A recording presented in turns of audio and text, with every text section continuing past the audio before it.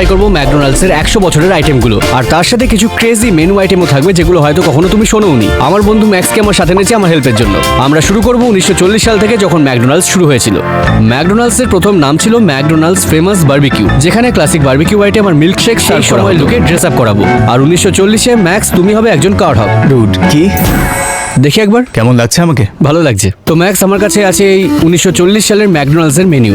সেই সময়কার ম্যাকডোনাল্ডস এখনকার মতো একদমই ছিল না। ওদের মেনুতে ছিল ribs, pulled pork, baked beans, এমনকি সাথে রুট বিয়ার ফ্লোটও থাকতো, যেটা আসল গ্লাসে করে লোকের গাড়িতেই এনে দিত। আর মেনুতে একবার দামগুলোকে দেখো। 10 সেন্ট রুট বিয়ারের জন্য peanut butter and jelly with French ফ্রাইজ 20 সেন্টসের। আর ওদের সবচেয়ে ফেমাস আইটেম ছিল বারবিকিউ বিফ, হ্যাম আর পর্ক। ওই 30 সেন্টস, মাইন্ড ব্লোয়িং। চলো মনে করি এটা 1940। আমি আমার গাড়ি নিয়ে ম্যাকডোনাল্ডসে এলাম আর পার্কিং লটে আমার গাড়ি পার্ক করলাম। আমি আমার খাবার অর্ডার করলাম আর তারপর এটা হলো রিবস অ্যান্ড পোর্ক। একজন কার হপ এসে গাড়ির উইন্ডো থেকে খাবার দিচ্ছে। আমার হাতে আছে আসল গ্লাসে দেওয়া একটা রুট বিয়ার ফ্লোট আর ক্লাসিক ম্যাকডোনাল্ডস বারবিকিউ। তুমি আমার সাথে খাবে? হ্যাঁ, কেন না? আগে কেউ এরকম অফার করেনি। এটাই হলো সেই ক্লাসিক ট্রে যেটা 1940 সালের ম্যাকডোনাল্ডসে গাড়িতে সার্ভ করা হতো। এর মতো কিছু নেই। চলো বারবিকিউ ট্রাই করি। দরকার আছে নাকি? এটা তো ভালো। তুমি তো মিট গাই, তুমি এক্সপ্লেন করো। আমাদের কাছে আছে সুন্দর সসি রিবস, খুব সুন্দর পুলড পর্ক রয়েছে এখানে, আর সাইডে চিলিও আছে। একটা কিউট ছোট বার্গার, যদিও তখন ওদের এটা ফোকাস ছিল না, আর কিছু চিপস।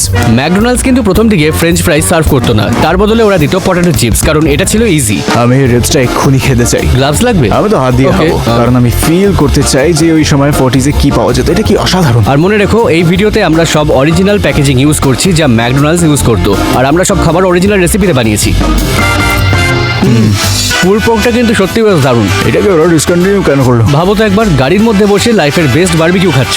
দারুণ খেতে। ক্লাসিক আমরা এবার McDonald's burger, original French fries, আর পারফেক্ট দেখতে একটা চকলেট মিল্কশেক। আর তোমরা সবাই দেখতেই পাচ্ছ আমি আবারও ম্যাক্সকে 1950-এর দশকের অরিজিনাল ইউনিফর্ম পরিয়ে আবারও এমপ্লয় সাজিয়েছি। এখানের এই জিনিসটাকে আমরা প্যাকেটের গায়েও দেখতে পাচ্ছি। এটাই ম্যাকডোনাল্ডসের স্পিডি লোগো, যেটা ইন্ট্রোডিউস করা হয়েছিল 50-এর দশকে। এখানে ওপরেও স্পিডি আছে, যার মাথাটা একটা হ্যামবার্গারের মতো দেখতে।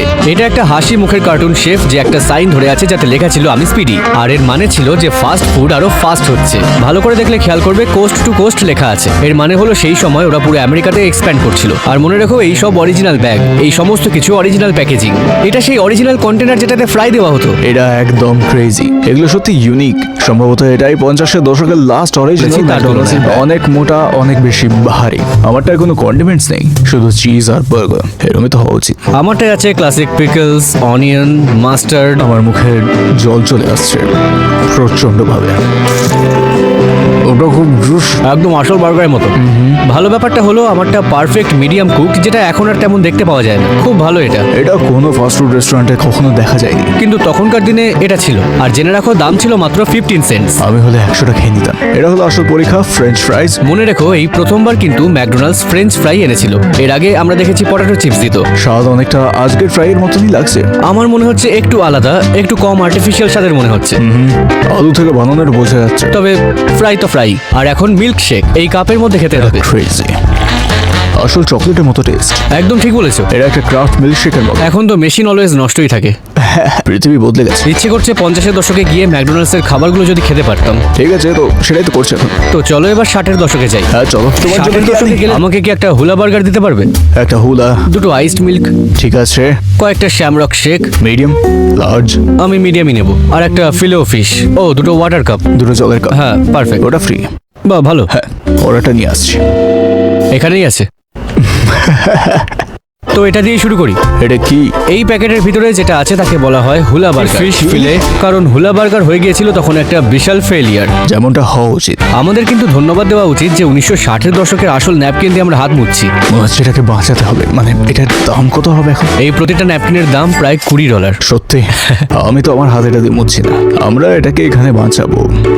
কি ফিলেও ফিশ খাওয়ার আগে একটা কুপন ব্যবহার করি। এগুলো কিন্তু আসল কুপন। এটা একটা ফ্রি ফিশ ফিলের কুপন।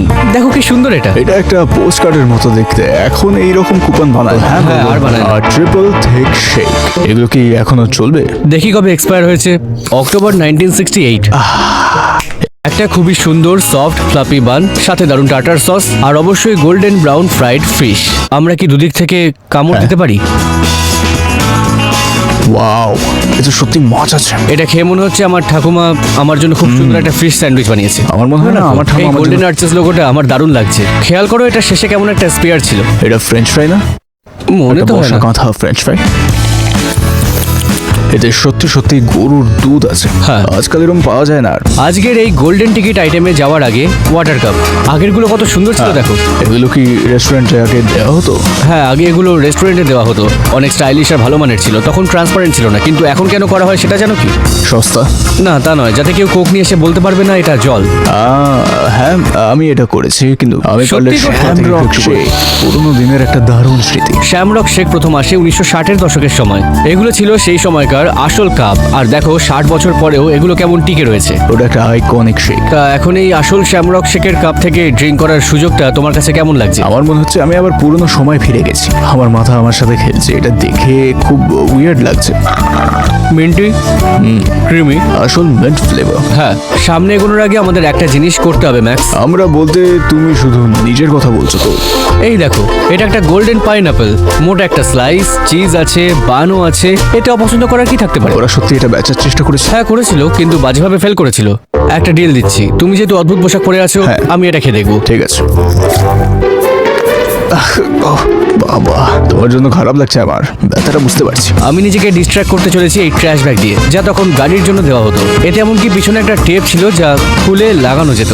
এটা কি? ও, এখন আর আঠাটা নেই। ও, হ্যাঁ, এটা কি তাহলে? এটা প্রায় কি? 60 বছর